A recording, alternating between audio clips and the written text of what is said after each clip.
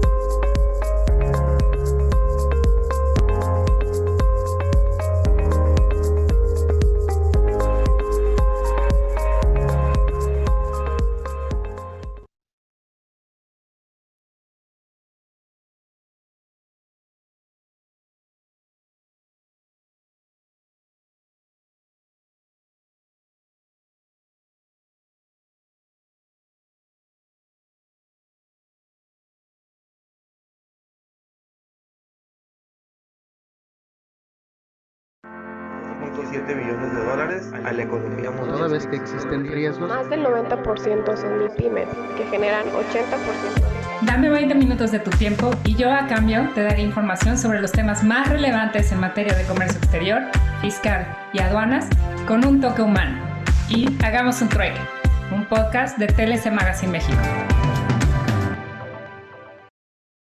Hola, buenas tardes, ¿cómo están? Bienvenidos a un evento más de Hagamos un Trueque. El día de hoy es el evento número 62.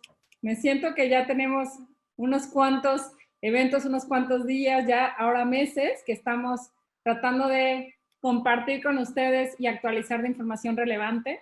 El día de hoy tenemos un invitado que en lo personal admiro mucho a él y a su papá, doctor Oscar Cruz Barney. Bienvenido, ¿cómo estás?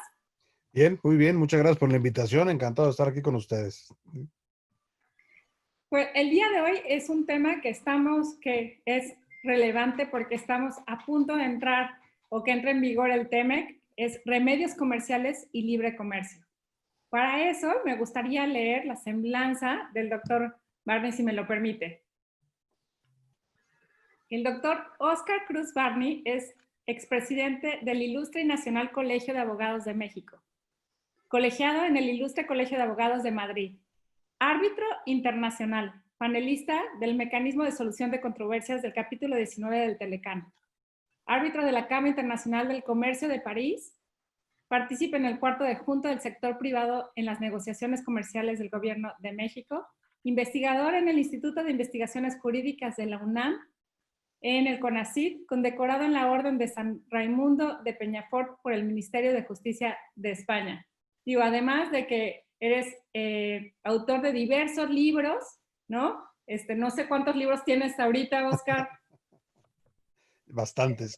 Bastantes, exactamente. Entonces, me parece, cuando vi tu semblanza y me la compartieron, yo dije, híjole, la verdad te viste muy humilde. Es alguien a que admiramos muchísimo. Gracias. Cuando tuvimos la oportunidad de acompañarnos en el cuarto de juntos, siempre estuve muy atenta de tus intervenciones. Pues para nosotros es un placer que nos acompañes a hacer un trueque con tu experiencia y con tu conocimiento. Bienvenido, Oscar. Muchas gracias, Daniela. Encantado de estar aquí. Pues el público es tuyo. Muy bien. Bueno, pues muchas gracias por la invitación. Gracias, Octavio, en fin, a todos. Hay una pequeña presentación que irá avanzando. Remedios comerciales y libre comercio. Un tema, sobre todo este término de remedios comerciales, hay que decirlo, es nuevo, al menos en su utilización en el marco del Telecán, de alguna manera, se introdujo en las negociaciones para la modernización del tratado y que derivaron en pues un nuevo texto, el Tratado México-Estados Unidos-Canadá.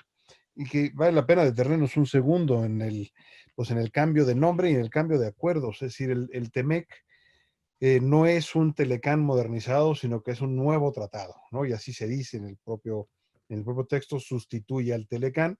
Si bien se inician en el año 2017, en julio de 2017, las propuestas de Estados Unidos a fin de modernizar el tratado, y terminamos pues con un texto nuevo, ¿no? Un texto distinto, un texto que en su propio nombre tiene una carga pues casi emocional, diría yo, bastante diferente al que tenía el Telecán. El Telecán, Tratado de Libre Comercio de América del Norte, simbolizado por la mariposa monarca que une a la región de América del Norte, mientras que el actual es el TEMEC, ¿no? Ese Tratado México, Estados Unidos, Canadá, ¿de qué? Pues quién sabe, ¿no? No se dice en el título del tratado. Es decir, hay una actitud diferente claramente respecto a lo que se entiende pues por este nuevo tratado. Lo que sí está muy claro es que al Telecán había que modernizarlo. Pensemos que cuando se negoció el Telecán, pues no existía el Internet, ¿no? Cuando se negoció el Telecán no existía el correo electrónico, ni mucho menos. Algunos afortunados teníamos en la oficina una máquina de Telex, ¿no? Que era esta pantalla verde con un teclado y que se conectaba uno por vía telefónica y tenía que ver a alguien del otro lado para poderse comunicar en lo que hoy llamaríamos un chat en tiempo real, ¿no? Pero no se podían subir archivos, ¿no? Si uno iba a subir un texto, había que transcribirlo, mandarlo, ya se imprimía, y si iban a hacer modificaciones, pues tenían que transcribir todo el documento y venía de regreso, ¿no? Mientras que hoy día estamos en plena en una plena etapa, más ahora en el encierro, pues de un desarrollo importantísimo del comercio electrónico, ¿no? Y de las relaciones, pues, comerciales y de servicios vía Internet. Requería, pues, ciertamente el Telecán, que llevaba más de 20 años de estar trabajando exitosamente, requería de una modernización, de una actualización, de una ampliación. Pasamos de 22 capítulos a más de 30, ¿no? Y en donde dos textos en particular se van a incorporar al tratado, que serán los acuerdos paralelos en materia laboral y en materia ambiental, que se incorporan como capítulos dentro del tratado, lo cual los coloca, digamos, en otro nivel, en otra categoría, pues pueden ya ser sujetos del mecanismo general de solución de controversias de la ahora TEMEC. Cuando se negoció el Tratado de Libre Comercio en América del Norte, el último capítulo en ser negociado fue el capítulo 19 del Telecán. Capítulo 19 se refiere a la revisión de resoluciones en materia de dumping y subsidios, que caen precisamente dentro del concepto general de remedios comerciales, ¿no? En remedios comerciales, dentro del TEMEC, incluimos a las medidas de salvaguarda, a los procedimientos antidumping y a los procedimientos antisubsidios, ¿no?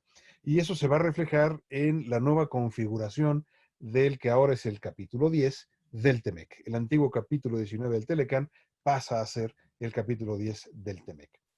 Ese capítulo 19 fue el último capítulo en ser negociado cuando se negoció el Telecán. Es un capítulo ciertamente innovador, un capítulo que no vamos a encontrar en ningún otro tratado comercial de los que tiene firmados México y de los que tiene firmados Estados Unidos, y que permite la revisión de las resoluciones en materia de dumping y de subsidios por un mecanismo arbitral, por un mecanismo independiente de carácter arbitral que revisa si la resolución dictada por las autoridades nacionales se apegan o no a su legislación interna. En ese sentido, el capítulo 19 se convirtió en su momento, cuando se negoció el Telecán, pues en una línea roja, que no se podía cruzar. El sector privado, a través del cuarto de junto, lo dejó muy claro. No queremos un Telecán sin capítulo 19, ¿no? ¿Por qué? Porque el capítulo 19 le da al exportador mexicano la capacidad y la posibilidad de que, si le imponen una medida antidumping o antisubsidios en Estados Unidos o en Canadá, pueda solicitar el establecimiento de un tribunal arbitral ad hoc que revise esa resolución, ¿sí? Ese privilegio no lo tiene nadie más que nosotros. Es un privilegio que lo tuvimos, pues, o lo tenemos todavía los tres países en el marco del Telecán, y que afortunadamente, ahorita platicaremos qué fue lo que pasó, se mantuvo a través del capítulo 10 en el caso del TEMEC. El capítulo 19 fue un capítulo innovador, que permite todavía, y hasta el 1 de julio, esa revisión de resoluciones antidumping a solicitud del particular. Se pueden obtener revisiones de resoluciones antidumping a través de la OMC, pero ya no es ahí el particular el que lo solicita, ya no es el particular el que empuje el procedimiento y el que se encarga en un momento dado de la impugnación y de parte de la defensa. En la OMC tiene que participar necesariamente el gobierno del exportador o del importador afectado en ese procedimiento. Aquí no.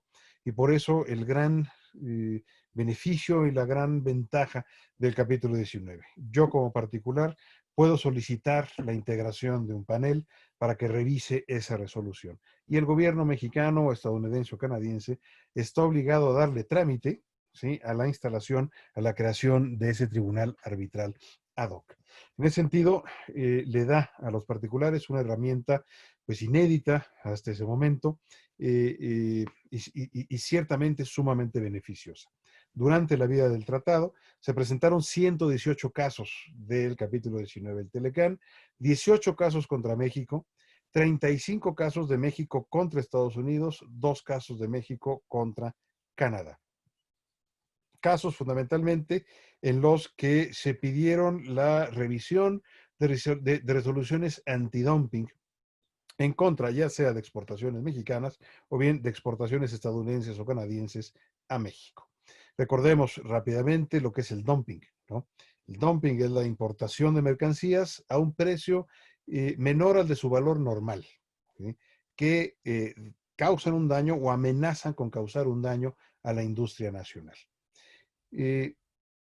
En el comercio internacional, pues es el vender mercancías a un precio menor al que se vende en el mercado doméstico, pues a veces es una práctica común, ¿no? Quizás es imposible acceder a los mercados de destino si no se ofrecen condiciones más atractivas, precios más atractivos. El problema se presenta cuando se hace esta alteración de manera artificial y eso daña a la industria nacional del mercado de destino. En este sentido, en el caso del dumping se requiere de tres elementos fundamentales. El precio, el que se cause un daño y el que exista un nexo causal entre el precio y el daño.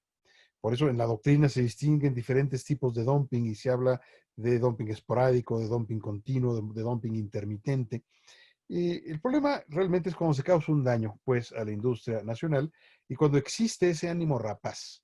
Quiero hacerme con el mercado de destino de manera tal que altero los precios de forma que desplazaré a la competencia. Una vez que la desplace y que me haga del mercado, pues podré recuperar la inversión, entre comillas, subiendo los precios y quedándome pues con una parte importante, si no es que todo, ese mercado de destino. La historia, pues, en la relación de México-Estados Unidos en materia de investigaciones antidumping tiene un antecedente importante. Justo después de que México hizo su primer intento de adherirse al GATT en 1978. En 1978, en tiempos del presidente José López Portillo, que México planteó su interés por adherirse al GATT y que luego decidimos pues que siempre no, que no estábamos listos o que no era momento o que no era conveniente. Eso desató una serie de investigaciones antidumping y antisubsidios en contra de las exportaciones mexicanas al mercado estadounidense. Tuvo que negociarse con los Estados Unidos un acuerdo para la prueba del daño, que se llamó, que permitía que la autoridad estadounidense le concediera a los exportadores mexicanos una serie de derechos de carácter procesal que de haber sido parte del GATT nos hubieran respetado, no siéndolo, no estaban obligados a ello. En ese sentido, ese acuerdo para la prueba del daño, es decir, que implicaba que tenía que acreditarse un daño para que procediese el dumping, fue el marco preparatorio para la adhesión definitiva, ahora sí ya, en 1985 de México al GATT. Una adhesión que habría que llevar, por otro lado, a la desaparición del Instituto Mexicano de Comercio Exterior, fundado en 1970 por don Julio Felter. Se fue la pantalla con la presentación, no sé si la podamos volver a poner. Doctor, nosotros sí la vemos. A mí se me desapareció. ¿Está bien? ¿Me confirma si lo estás viendo? ¿Lo están viendo los demás? Sí. Bueno, sí. A mí ya se me fue. Qué barbaridad. ¿Qué hacemos aquí? A ver. Déjenme. Doctor, es una forma en la que tienes configurado qué ves. Entonces, de hecho, estamos en la primera lámina. Entonces, sí. En las opciones tienes unos cuadritos, creo que del lado derecho arriba. Sí. Tienes que picar en la presentación. Te estás viendo tú, ¿no? Estoy viendo, los veo a todos ustedes. Ahorita la presentación ya no la veo, Daniela. Yo tampoco. No sé si Isaí... Si quieren me ayudan a poner la presentación, chicos. Isa. Sí, yo creo que yo no los veo ninguno. A ver, ¿Sí? Ahora sí ya está. Si podemos poner la siguiente lámina, por favor. El tema tecnológico siempre, doctor, alguna trastada nos arma. Alguna trastada nos arma, sí. Pero bueno, ya estamos de regreso. Ya estamos. Las prácticas desleales de comercio más típicas y comunes pues son el dumping y los subsidios. Y lo que comentaba hace un momento, ese acuerdo para la prueba del daño con Estados Unidos nos sirvió para prepararnos a la adhesión al GATT en 1985 e iniciar pues un camino, un proceso que habría de llevar a México a ser el país con el mayor número de tratados comerciales internacionales a una enorme apertura. En ese sentido, la práctica mexicana en materia de prácticas desleales de comercio, que es como se le decide poner además en México. Pensamos que México tenía muy poca experiencia en materia de dumping y subsidios. Tuvimos una primera ley de comercio exterior en los años 60, una segunda ley en los años 80. Se llevó ahí algunos procedimientos antidumping con la segunda ley, y luego la ley actual de los años 90, simplemente ley de comercio exterior, que pues fueron dándonos ese marco jurídico para el funcionamiento de nuestras investigaciones antidumping. Se crea la Unidad de Prácticas Comerciales Internacionales, y cada vez más en un entorno pues de libre comercio, en un entorno de mercados integrados, las prácticas de dumping, el combate a los subsidios, pues van a ser más frecuentes, e iremos teniendo cada vez más práctica. Hay que tener presente que el tema de estos tres elementos, precio, daño y nexo causal, pues es fundamental. Muchas veces se importan mercancías a precios menores a sus costos de producción o a los precios en el mercado doméstico. Eso lo podemos ver cuando vamos a alguna tienda de autoservicios, que muchas veces nos encontramos, por ejemplo, con vinos, ¿no?, que están a menor precio que si lo compran directamente con el productor en España o en Francia, ¿no? ¿Cómo es que esos vinos llegan más barato al súper, o a la comer, o a donde vayan, en el mercado mexicano? Pues ahí muchas veces suele haber alteraciones de precio. En tanto no causen un daño, pues no habría problema. Si pasamos a la siguiente lámina, por favor. La Ley de Comercio Exterior nos da esta definición de prácticas desleales de comercio: importación de mercancías en condiciones de discriminación de precios o de subvenciones en el país exportador, ya sea el de origen o el de procedencia, que causen daño material a una rama de producción nacional de mercancías idénticas o similares. Como les decía, una práctica cada vez más eficiente, cada vez más abogados y más economistas mexicanos conocedores del tema. Si pasamos a la siguiente, por favor. ¿Qué pasa con el Telecán y el TEMEC? ¿Cómo pasamos del capítulo 19 al capítulo 10?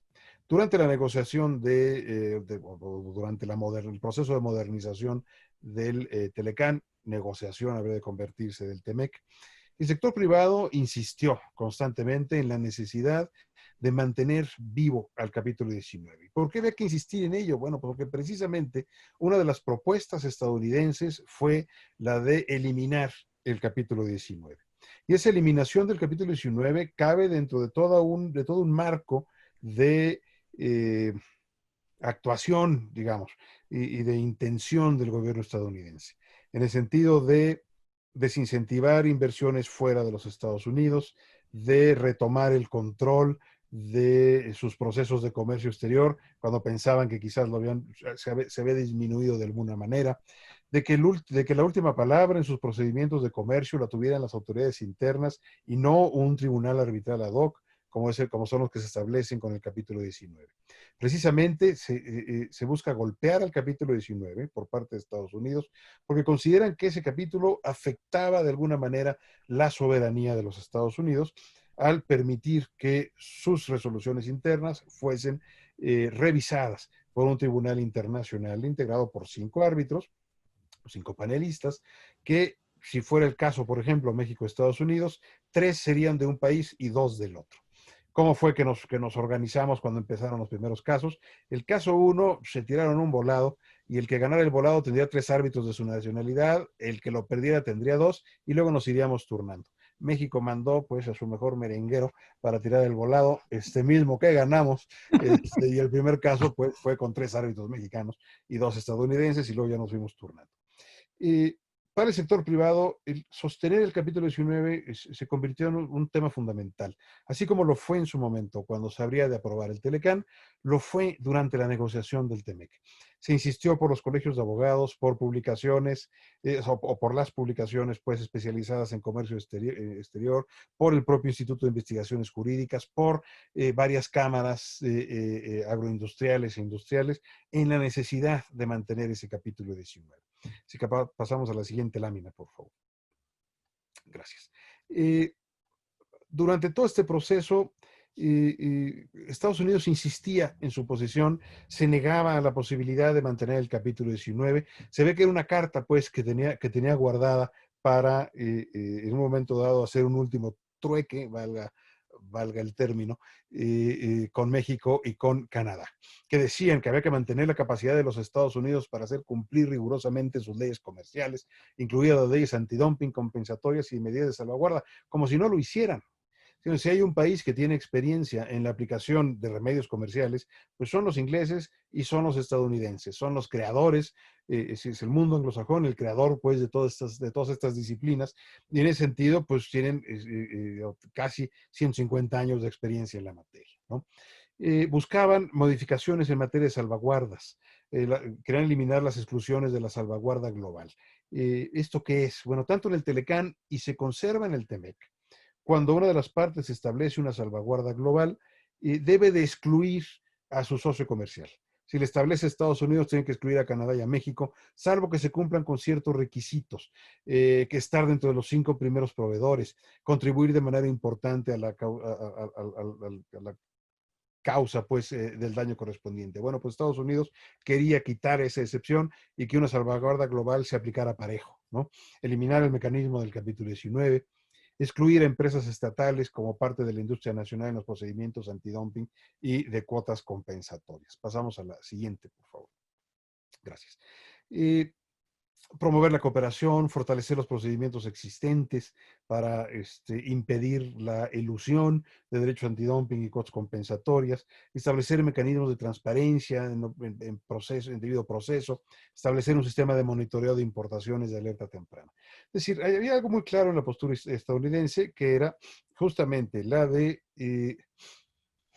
impedir, pues, y combatir absolutamente a la posible competencia desleal por parte de los exportadores mexicanos y exportadores canadienses. Interés del lado mexicano, además, ciertamente, de combatir las prácticas desleales, pues era el de asegurarnos de contar con un mecanismo independiente, con un mecanismo internacional, con un mecanismo que no sujetara la revisión de las resoluciones antidumping a las autoridades nacionales. Lo mismo sucede y sucedería pues en el caso mexicano y en el caso canadiense. Hoy en día, con la vigencia del Telecán, cuando se tiene una resolución antidumping, pues se tienen varias opciones. Se puede acudir a los mecanismos internos, o bien, si las importaciones provienen de Canadá o Estados Unidos, se puede acudir al mecanismo de solución de controversias del artículo 1904 del Telecán. Esta posibilidad, que como vimos llegó a 118 casos, pues ciertamente es y sigue siendo muy atractiva para México. Pasamos a la siguiente lámina, por favor. Bueno, está la bibliografía. Durante las negociaciones, la resistencia, digamos, de Estados Unidos era tal que se negaban inclusive a simplemente tratar el tema. Recordarán ustedes que hubo una firma del tratado que se hace entre México y Estados Unidos solamente ahí en la Casa Blanca, en la oficina del presidente Trump. Y en esa firma, México aceptó no incluir al capítulo 19. ¿Sí? En esa firma, México simplemente decidió firmar un tratado sin capítulo 19, pero dejó, digamos, la salvedad de que si Canadá lograba que ese capítulo se mantuviera, México participaría, pues, o apoyaba esa gestión canadiense en el sentido de que se mantuviese el capítulo 19. Sorprendentemente, pues, y lamentablemente, México había ya cedido el terreno respecto al capítulo 19, con lo cual nuestros exportadores habían perdido ya una posibilidad importantísima en términos de defensa comercial, en términos de defensa de las exportaciones. Afortunadamente, Canadá presiona lo suficiente. Los canadienses tienen todavía más experiencia que nosotros en este mecanismo. ¿Por qué? Porque es un mecanismo que existía ya previamente en el acuerdo Estados Unidos-Canadá y le dan un valor fundamental al mismo, como efectivamente lo tiene. Ellos lograron negociar con Estados Unidos que se mantuviese el capítulo 19 a cambio de concesiones en productos lácteos, y en ese sentido hay que tenerlo muy claro. Es como aquella vez que México califica al Mundial porque Estados Unidos pierde un partido, ¿no? Pues aquí fue igual. Logramos tener el capítulo 19 gracias a que Canadá logró ganarle la partida a Estados Unidos respecto del capítulo 19. Enhorabuena. Se mantiene el capítulo, pero se le hacen algunos ajustes ligeros, pues, pero algunos ajustes en su contenido. El antiguo capítulo 19 pasa a ser el capítulo, como ya mencionamos, el capítulo 10 del TEMEC. Un capítulo que, si bien reproduce prácticamente de manera textual el contenido del capítulo 19, incluye una sección A con medidas de salvaguardia que sustituye al antiguo capítulo 8 del Telecán. Unos cuantos artículos relativos a las medidas de salvaguarda, muy pocos. El artículo 10.01 o 10.1 y el artículo 10.2, que sustituyen a los artículos 801 y 802 del Telecán. Y luego se entra pues al desarrollo ya del procedimiento de revisión de resoluciones antidumping. Hay que decir ciertamente que si bien es un logro muy importante el haber logrado mantener y sostener el capítulo 19, se perdió una oportunidad fundamental de arreglar, de corregir, de mejorar el procedimiento. Es un procedimiento de revisión de carácter arbitral, en donde una parte afectada por una resolución antidumping lo que hace es solicitar la instalación de un panel a su propio gobierno. Y el gobierno tiene que necesariamente dar los pasos correspondientes. Este panel lo que hace es que sustituye la revisión judicial interna, ¿sí? Por lo tanto, yo no me puedo ir en contra de la resolución antidumping que dicte la Unidad de Prácticas Comerciales Internacionales en México. Yo no puedo irme al recurso de revisión y luego al Tribunal Fiscal y luego al amparo y además al capítulo 19 del Telecán, ahora capítulo 10 del TEMEC. Tengo que escoger entre uno y otro para evitar precisamente la duplicidad de foros, ¿no?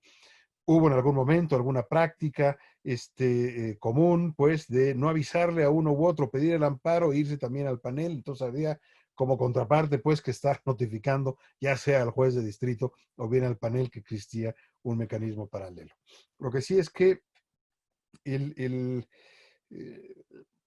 podrían haberse hecho algunos ajustes importantes. Por ejemplo, hay algunos procedimientos de capítulo 19 que han tomado demasiado tiempo, en donde ha habido en algunos casos renuncias de panelistas, sustitución de los mismos, donde ha habido un retraso en la integración de los paneles.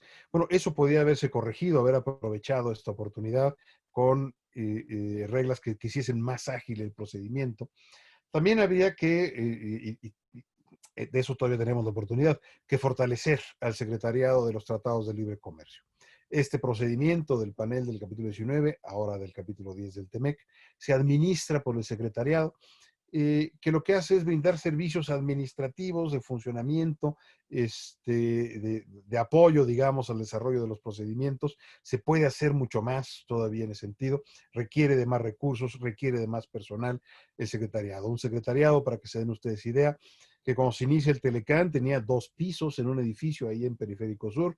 Hoy en día es una oficina integrada por una sola persona, el secretariado, que es imposible que pueda desarrollar su tarea adecuadamente, simplemente porque no hay forma de que se den abasto. En ese sentido, esperamos pues que el gobierno lo entienda la importancia de este mecanismo para la defensa de nuestras exportaciones y también pues de las importaciones, y le dé dote pues de los recursos humanos y financieros necesarios al secretariado. También podrían haberse hecho algunos cambios respecto de la dinámica del procedimiento, ¿no? Hay algunos temas ahí que dieron lugar a múltiples conflictos. Por ejemplo, las reglas de procedimiento establecen, y el propio Tratado de Libre Comercio, que es necesario ser abogado para poder llevar los procedimientos. Pero hacía falta reglamentar un poquito, aclarar un poquito esa disposición en términos de la documentación necesaria para acreditar tal carácter, las consecuencias de no ser representado como tal, la oportunidad de nombrar a un abogado si es que no se había nombrado originalmente.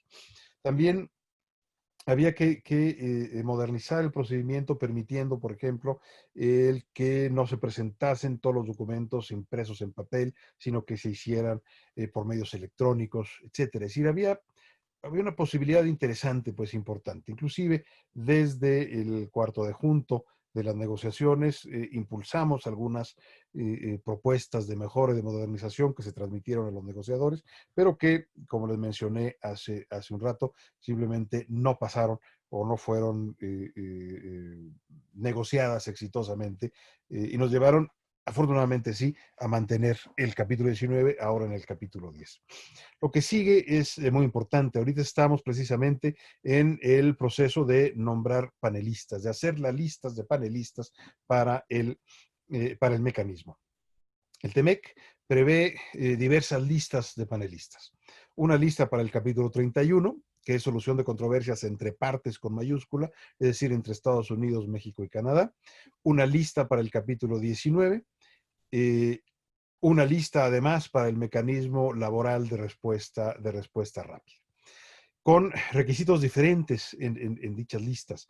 Donde se decía cuando se conformaron las listas del Telecán que se requería la lámpara de Diógenes, ¿verdad? Para encontrar a alguien que cumpliera con los extremos para poder ser panelista, pues se requiere que el candidato sea probo, tenga experiencia en materia de comercio internacional y de solución de controversias, sea de buena reputación, no tenga conflicto de interés, etcétera. Una serie de requisitos, desde luego, todos necesarios, pero que iban haciendo complicada la gestión.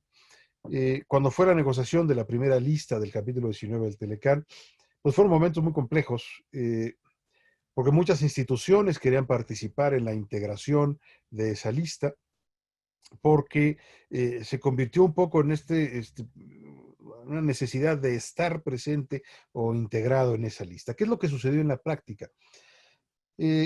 Tomó mucho trabajo hacer la lista del capítulo 19. De hecho, fue la única lista que se hizo en la red, dentro de toda la red de tratados comerciales internacionales que tenía México. Fue traumática la elaboración de la lista, por decirlo de alguna manera. Y lo que sucedió fue que se optó por una opción en buena hora por parte de la Secretaría de Comercio, ahora Secretaría de Economía, que fue caso por caso ir designando a los candidatos a panelista, pues que se considerasen adecuados para el caso concreto.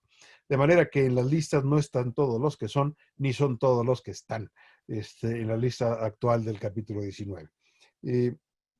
Muchas veces lo que hace la Secretaría es que le envía al posible candidato una invitación en donde se le pregunta si estaría disponible, si no tendría conflicto de interés.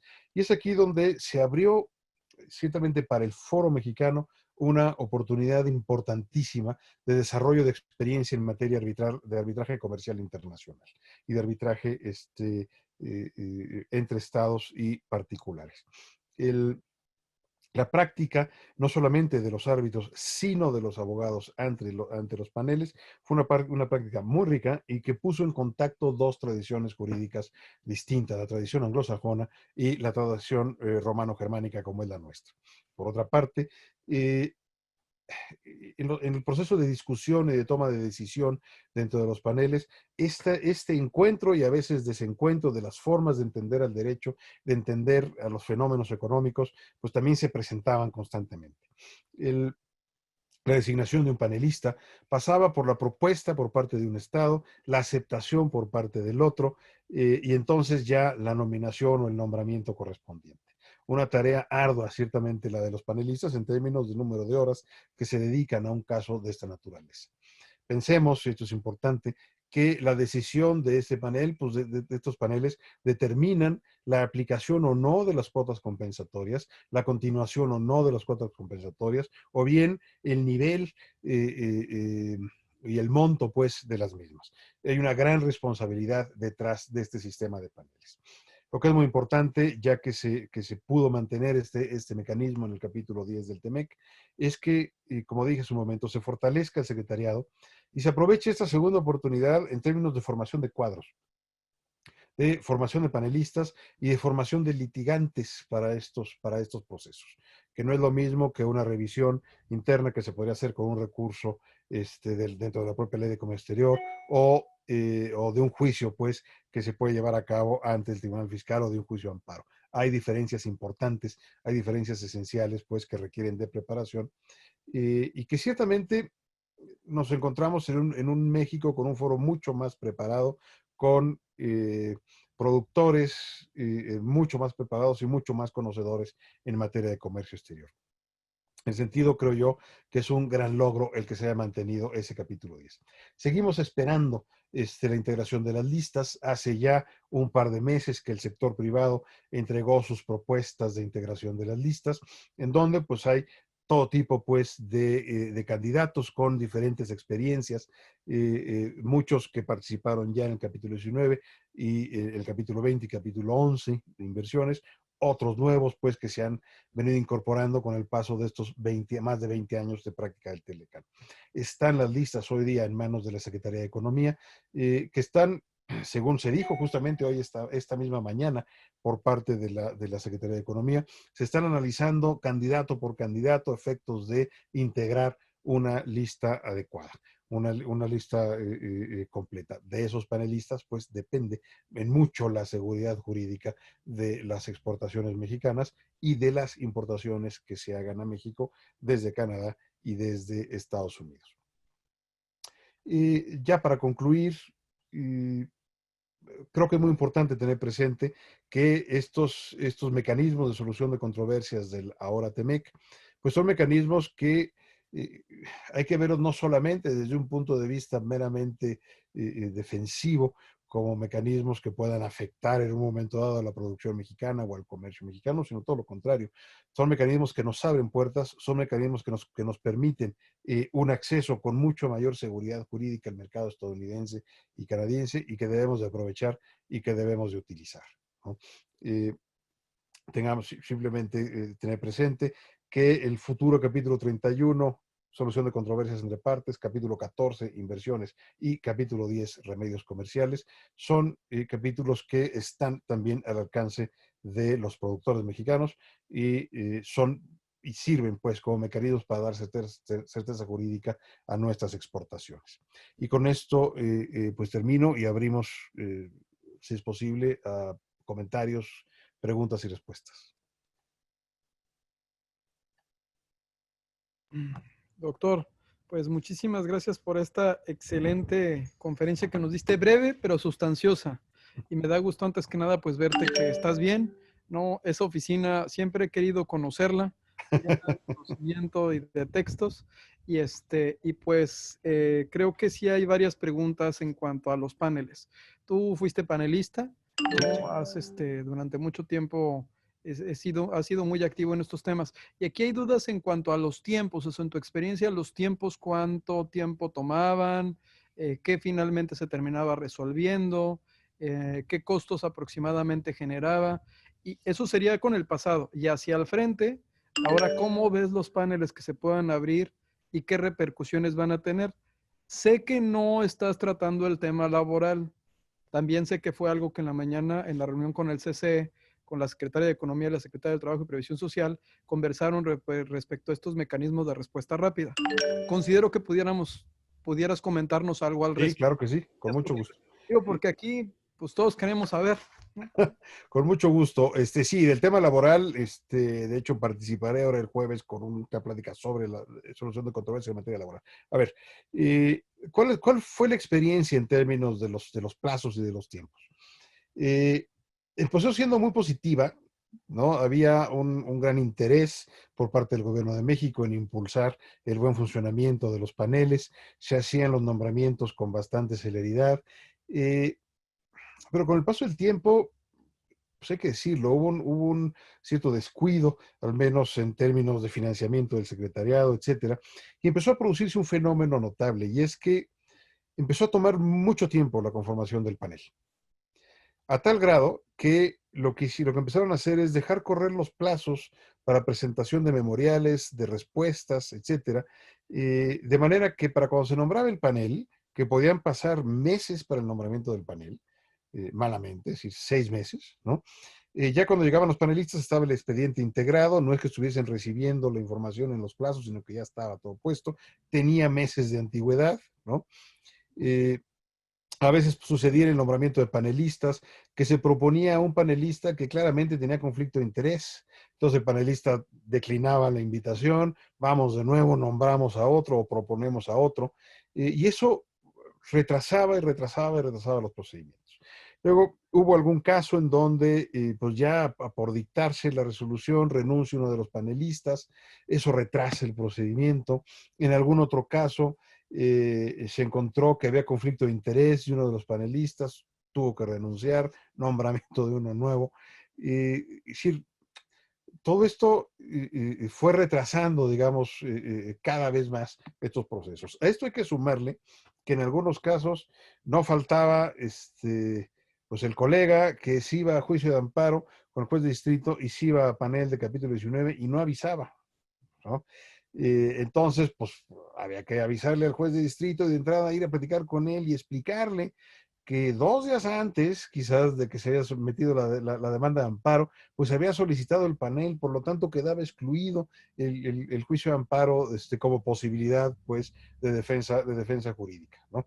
Explicarle al juez de distrito y en un momento, en algún caso, pues el juez de distrito pasó a tribunal colegiado, explicarle a los jueces del colegiado las implicaciones que tendría que proceder el amparo. Hubo casos que ciertamente tomaron mucho tiempo, mucho más de la cuenta, y eso es uno de los elementos que desde el cuarto de juntos planteamos como que debían de mejorarse y debían de corregirse, ¿no? Haría falta, por ejemplo, un poco más de seguimiento por parte del secretariado en términos de auxilio o de ayuda administrativa o de impulso para el panel, ¿no? También hay que tener presente lo siguiente, es el encuentro de dos culturas jurídicas.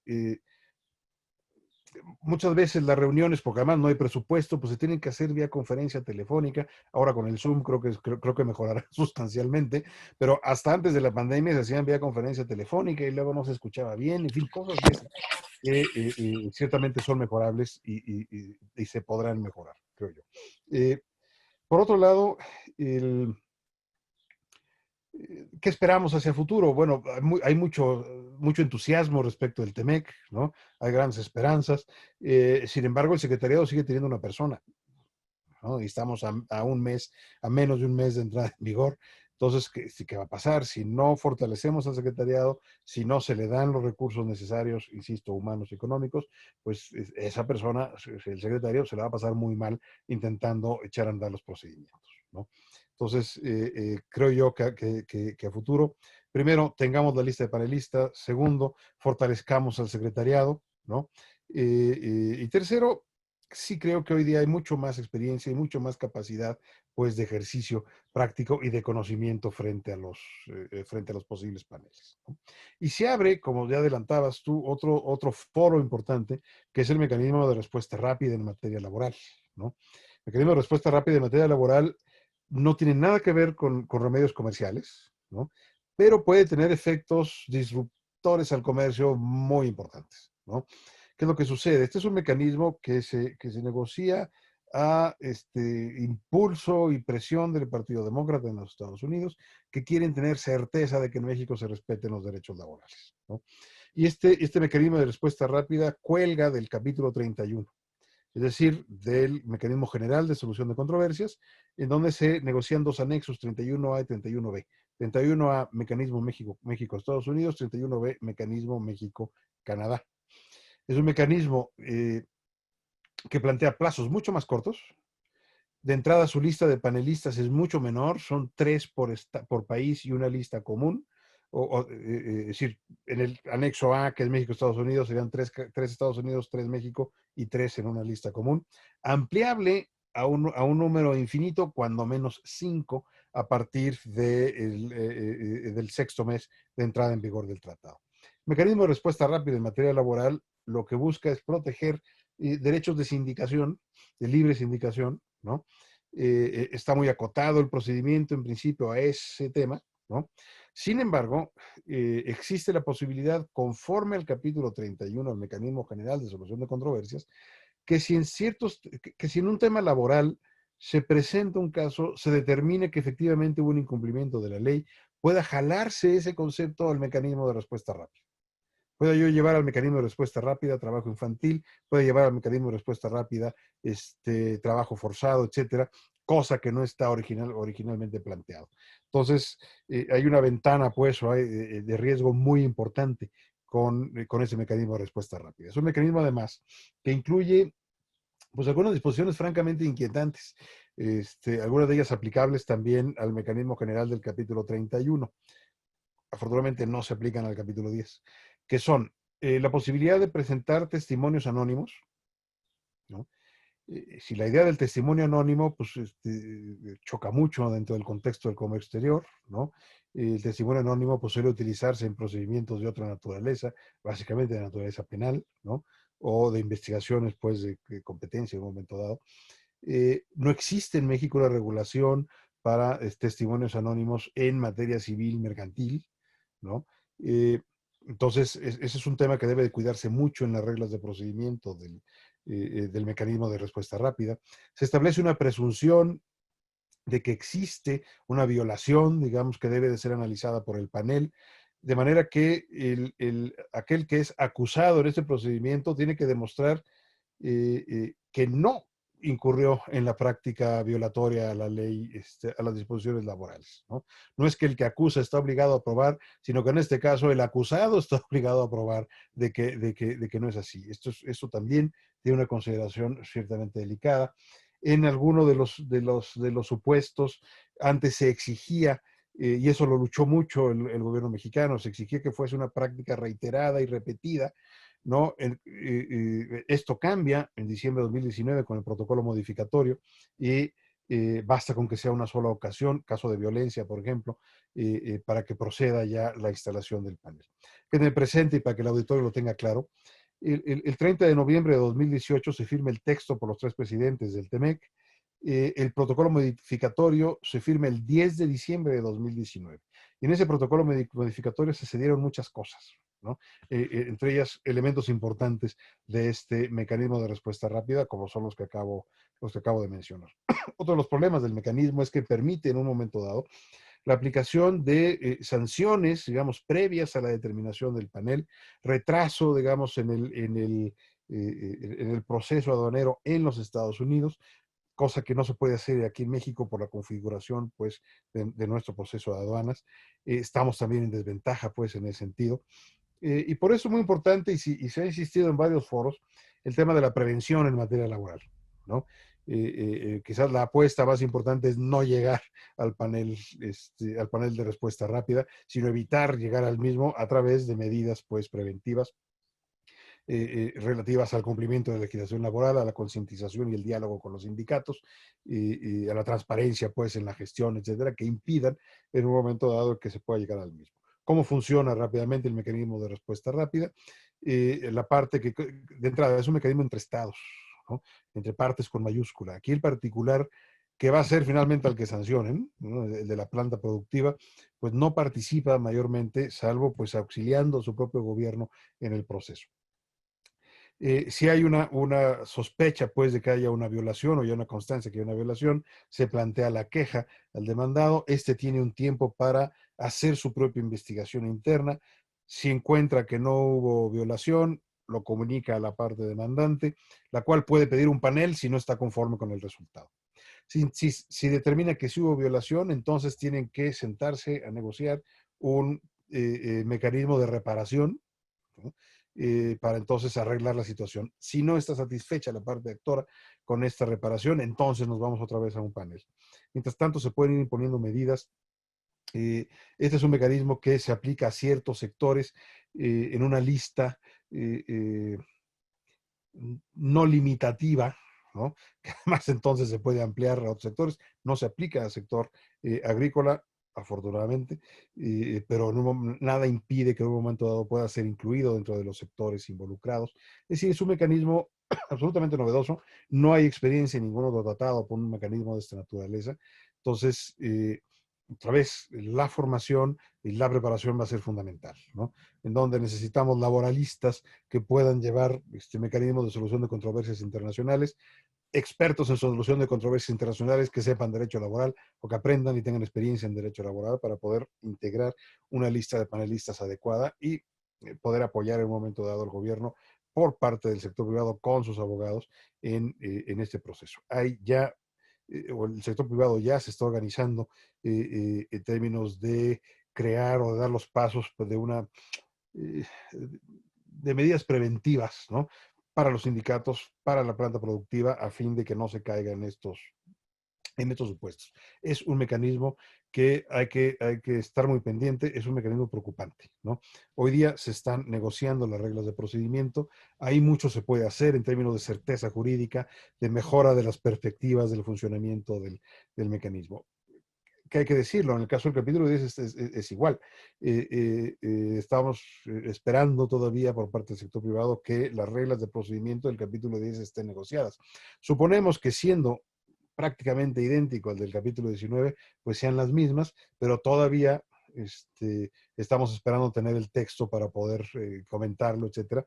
Y es en esa regla donde se pueden hacer mejoras, se puede dar mayor seguridad dentro de los procedimientos, ¿no? Doctor, y me mandan una pregunta. Me dicen que cuáles eran las razones de fondo de querer eliminar este capítulo. A ver, si ven ustedes el TEMEC, van a encontrar varias cosas. De entrada, el nombre, ¿no? El TEMEC, con el TEMEC pasamos de un tratado de libre comercio a lo que pareciera un mal acuerdo de divorcio, ¿no?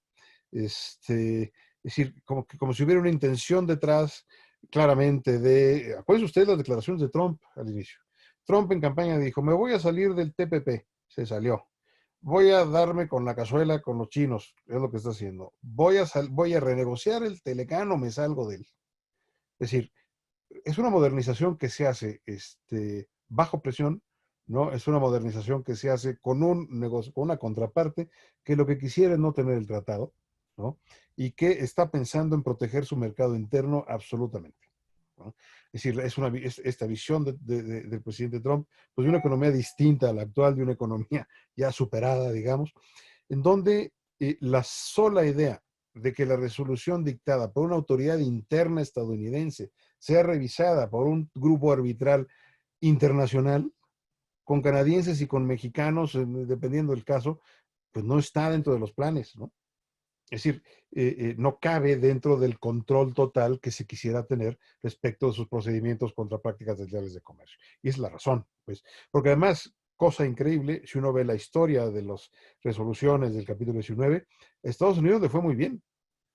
Les fueron confirmadas muchas resoluciones, lo cual también tiene una razón, y es que Estados Unidos tiene 100 años más de experiencia que nosotros en el tema, ¿no?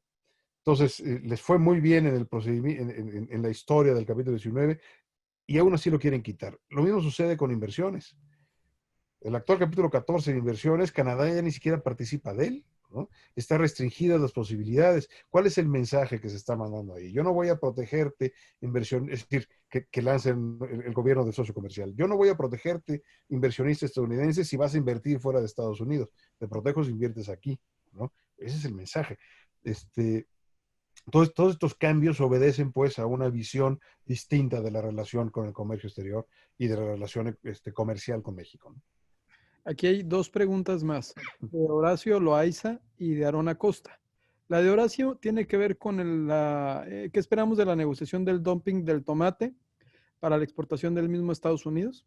Es una. Y la de Aarón Acosta nos pregunta, que es algo que todos nos preguntamos, ¿cuáles son las consecuencias comerciales que tendría una resolución no favorable para México emitida en un panel? Primero, nos hablan aquí del mecanismo de respuesta rápida en materia laboral, pero también en los otros paneles en los que has participado, ¿qué consecuencias son? O sea, ¿qué es lo que finalmente, ya en el momento, qué pasa, ¿no? Contestamos primero la segunda y luego vamos a la primera. Sí. ¿Cuáles son las consecuencias? En el antiguo capítulo 19, ahora capítulo 10, la consecuencia puede ser que se confirme la resolución antidumping o bien que se modifique. Si el panel no confirma, el panel no modifica. El panel también parte del lenguaje pues, del procedimiento. El panel simplemente señala si la resolución se dictó conforme a la legislación interna. Entonces, es la propia autoridad la que tiene que dictar una nueva resolución. ¿Qué efecto puede tener esa nueva resolución? Que elimine la cuota, que la mantenga o que la modifique. Esos son los efectos. Entonces, son efectos acotados al producto específico respecto del cual se está revisando la resolución. Eso en el capítulo 10 del TEMEC. Capítulo 31 del TEMEC. Se refiere a la revisión de violaciones o el conocimiento de posibles violaciones al tratado en general. ¿Cuáles son las consecuencias? Una vez que resuelve el panel, determina si hubo una violación o no. Bueno, pues la parte que viola el tratado tiene que reparar esa violación. Si se niega a repararla, ¿eso qué quiere decir? Pues que abra el mercado que no ha abierto, pensemos en el autotransporte, ¿no? Que levante una medida de salvaguarda o una medida violatoria del Telecán. Ahora, si no lo hace, lo que se puede hacer es establecer mecanismos de retaliación o que se autorizan por el panel para compensar económicamente lo que significa el incumplimiento respecto de lo que se hubiera logrado si no hubiera incumplimiento. La máxima sanción que se puede tener en un momento dado en el capítulo 31 es me retiro del tratado, ¿no? La cláusula atómica, ¿no? Cosa pues que difícilmente sucedería. En el caso del mecanismo de respuesta rápida, ahí hay como muchos niveles. La sanción que haya puede reflejarse en la suspensión del tratamiento arancelario preferencial, en una modificación del nivel arancelario. No es específico el mecanismo, habla de que se imponga una sanción, pero no se dice exactamente qué tipo de sanciones. Se le deja al panel el recomendar un posible campo de reparación. Lo que sucede con el mecanismo de respuesta rápida es que de una violación laboral derivamos a una sanción comercial. De una violación, de una vulneración laboral en donde está el sindicato y no puede intervenir el patrón, ¿sí? Deriva en una sanción al patrón, ¿no? Entonces, esas sanciones pues irán, les digo, o podrían ir en un momento dado en la suspensión del tratamiento arancelario o inclusive la negativa a la entrada, el cierre de la frontera al producto del que se trate, Y ¿no? ahí habría una afectación en la cadena, ¿no? O sea, Y podría haber una afectación en la cadena, desde luego. Un insumo de una cadena que estuviera integrada, ¿no? Si fuera, por ejemplo, un ejemplo que da constantemente la Secretaría del Trabajo es que en la fabricación de un automóvil, si la sanción está sobre las llantas, bueno, o se encuentra que la violación está en el productor de las llantas, el automóvil entero que se exporta podría tener una sanción equivalente al valor de las llantas. Hay que ver, no lo sabemos todavía. Es un procedimiento que no tiene experiencia y creo yo que sí será muy importante que los paneles sean los que hagan las recomendaciones. Tiene que ser, eso sí, una sanción adecuada, una sanción que responda al monto equivalente, pues, o a la valoración económica de la violación. Sí, claro, es preocupante.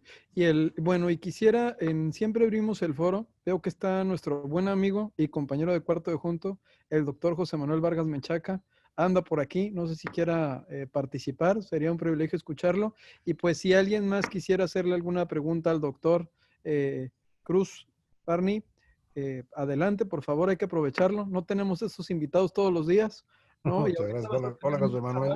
a partir del 1 de julio vas a tener más chamba y va a ser más difícil encontrarte. Esperemos que sí. Entonces, no sé si alguien quiera hacer algún comentario o algo, adelante, por favor. Ya vi que el doctor Vargas Menchaca ya abrió su micrófono. Buenas tardes, doctor. Sí. ¿Cómo están? Buenas tardes. Primero, felicitar al doctor Óscar Cruz Barney por la excelente exposición. Lo felicito, compañero de muchas batallas, incluidas las del cuarto de junto. Y a mí me pareció también muy interesante una de las últimas preguntas y con toda la explicación que Óscar ya comentó. ¿Por qué hay diferencias en las resoluciones que derivan de los paneles del capítulo 19, hoy 10 en el TEMEC? De que cuando un afectado por las decisiones antidumping de una autoridad, en el caso de México, la UPSI, decide irse al Tribunal Federal de Justicia Administrativa, lo hace porque tiene tres alternativas, como bien decía ya Óscar. Uno es la confirmación, otro es el reenvío, pero una tercera facultad del tribunal es la revocación. Eso está previsto en el artículo 52 de la Ley Federal de Procedimiento Contencioso Administrativo y estaba incluido en el artículo 239 del Código Fiscal de la Federación. Y que cuando te vas a capítulo 19, como también ya se comentó por Óscar, solo tienes dos opciones: la confirmación de la resolución de la UPSI y, en su caso, la devolución a esa misma autoridad para que corrija o enmiende la decisión. Pero bien señalado por Óscar, esta gran oportunidad de que los particulares puedan acceder a este mecanismo, como no sucede en el 20 Telecán, 31 del TEMEC, salvo esto que se comentó de los paneles laborales. Y los felicito, Octavio, por estos foros. Hay muchos colegas que estamos interesados en escuchar y aprender más de esto. Muchas felicidades y felicidades al doctor Oscar Cruz. Muchas gracias. Gracias. Muchas gracias. Yo me acuerdo bien, doctor, que ustedes dos en el cuarto de junto en las reuniones, bueno, eran los comentarios en los cuales todos nos quedábamos callados y se escuchaba cri, cri, cri, cri, y empezaban a platicar, ¿no? Incluso con tu papá, una persona que apreciamos mucho, y nos daban una cátedra y nos decían en la Telecán original, nos decía tu papá, esto se hizo y esto. A ver, muchachos, pónganse abusados, porque por aquí va el tema, ¿no? Abusados, exacto. ¿Te acuerdas? Era fantástico. El doctor Máximo Carvajal, no sé si quiere hacer algún comentario o alguien más que quisiera hacer algún comentario. Adelante, bienvenidos. ¿No? Había quedado pendiente el tema del tomate. Simplemente recordar que en el tema del tomate, ahí hubo un procedimiento que llevó a un acuerdo de suspensión. Los acuerdos de suspensión son posibles conforme a la normativa antidumping, en tanto se asegure abasto y se asegure un nivel de precio, etcétera.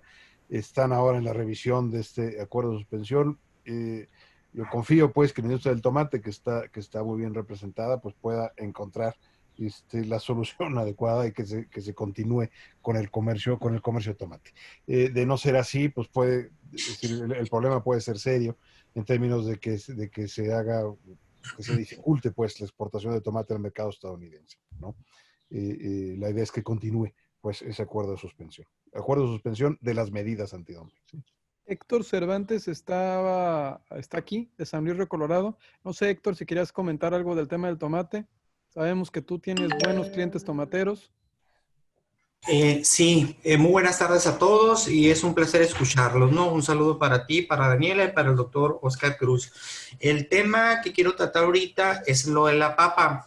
Resulta que en el Telecán estaba firmado, el ingreso a nuestro país de papa originaria y procedente de Estados Unidos. En un principio había una cantidad de años que se iba a estar importando la papa a la región, a la franja fronteriza. Luego, ahí mismo en el Telecán había una cantidad de años, no recuerdo si eran 5, de que la papa podría ingresar a los estados de la frontera norte. Pasando esos 5 años, ya podría ingresar al interior del país.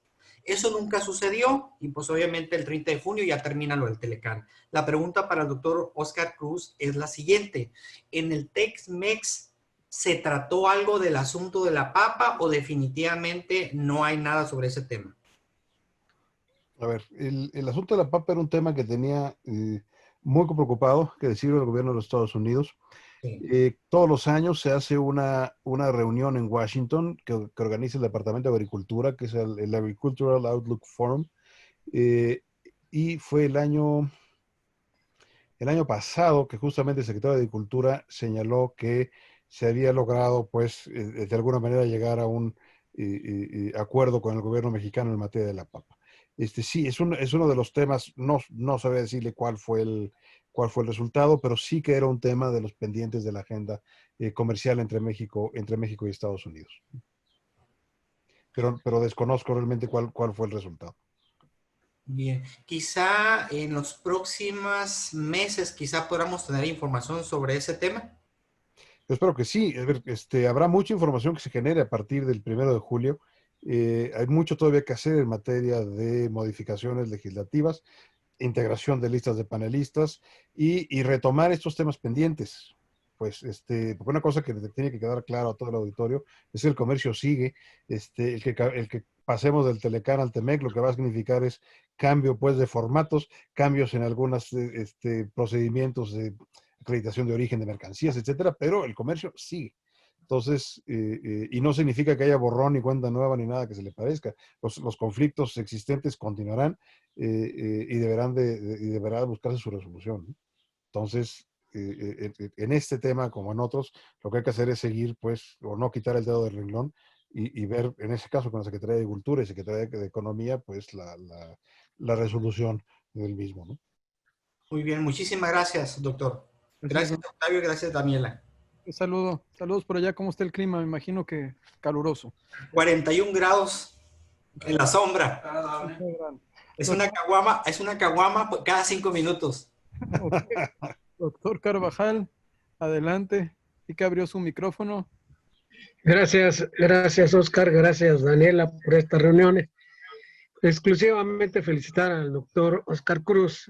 Realmente la exposición ha sido muy buena, muy complementaria, incluso la de José Manuel, en varios sentidos.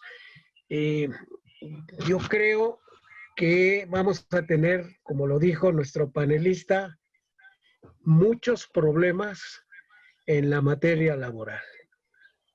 Es un chipote, efectivamente, que no tiene nada que ver con un tratado de libre comercio y que nos va a traer muchísimos dolores de cabeza y va a repercutir seriamente los efectos colaterales en parte del comercio exterior. Yo quiero comentarles también, yo fui panelista en 2 de las controversias del capítulo 19, y en la tercera, porque encontré fallas muy fuertes del Departamento de Comercio de los Estados Unidos, y en la tercera propuesta que me hicieron como panelista, en los Estados Unidos me recusaron sin expresión de causa.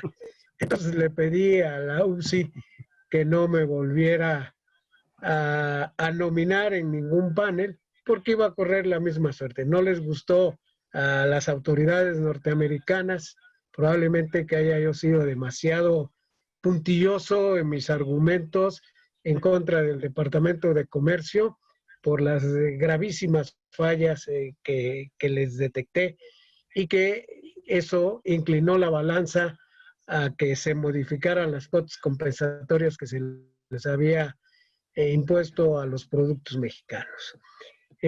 A mí me da mucho gusto haber escuchado al doctor, es un auténtico experto y además coincidimos a veces, y también me da mucho gusto recalcarlo hoy en algunas reuniones que tenemos en la Dirección General de Profesiones de la Secretaría de Educación Pública, donde también brilla con luz propia y con muy buenos argumentos el doctor Oscar Cruz. Felicidades, doctor. Gracias, muchísimas gracias por esta plática. Gracias. Gracias, doctor Carvajal. Pues, Daniela, no sé si te paso ahora sí que para los comentarios finales. Muchas gracias, Oscar. Espero verte pronto, doctor. No en la Ciudad de México, sino aquí a distancia nos seguimos comunicando. Excelente presentación. Sí. Muchísimas felicidades y éxito en lo que viene a partir del 1 de julio. Muchas gracias. Gracias por la invitación. Quisiera agradecerte compartiendo con todos ustedes. En verdad, para mí es un honor que la experiencia que estén compartiendo nos los dejen realmente que esté con todos los que nos están escuchando. No nada más se queda aquí. Se están reproduciendo estas grabaciones. De mayo a junio llevamos 76,870 reproducciones. Entonces, para nosotros es un gusto porque parte de nuestro propósito es compartir un poquito del conocimiento que ustedes tienen. Entonces, les agradezco muchísimo. También, más o menos, han entrado a estas pláticas de mayo a junio 2,874 personas. Entonces, gracias, porque sin ustedes, sin su experiencia, no podríamos estar llegando a todas las personas. Realmente, aquí la idea es que México tenga un mejor comercio exterior. Entonces, quisiera darte un reconocimiento virtual por este medio. Chicos, no sé si me ayudan a ponerlo en la pantalla. Muy bien. Entonces, hagamos un trueque. De parte de la revista TLC Magazine México, otorga el presente reconocimiento a Oscar Cruz Barney por hacer un trueque en la plática virtual del tema Remedios Comerciales y Libre Comercio del día 16 de junio del 2020. Magnífico. En verdad, te lo agradecemos muchísimo. Pues muchísimas gracias por la invitación, un placer y encantado de felicidades. Y gracias por seguir escribiendo en nuestra revista. Para nosotros es un honor que tengamos su experiencia también por medio de la revista. Cuenten conmigo. Muchas gracias a todos. Esto es Hagamos un Trueque. Nos vemos mañana. Octavio,